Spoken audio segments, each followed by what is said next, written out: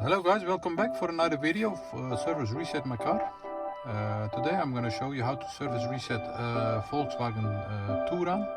It's a 2014 model. We did some service for this car and I'm going to show you how to reset this. Before we start, I want to mention our YouTube channel. That's Service Reset My Car. We really appreciate it if you join us by subscribing, and if you like our videos, thumbs up please. Okay. This is a Volkswagen Touran 2014 model. First of all, we have to turn the ignition off and then press this button over here, the 00 set button.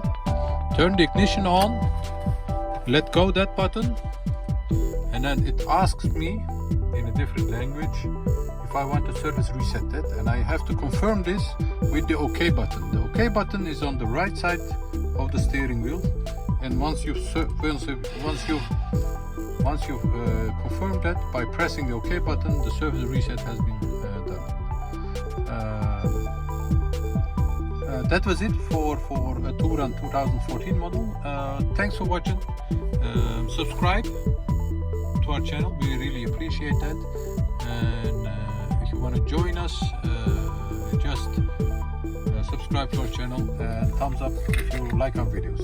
See you next time. Bye bye.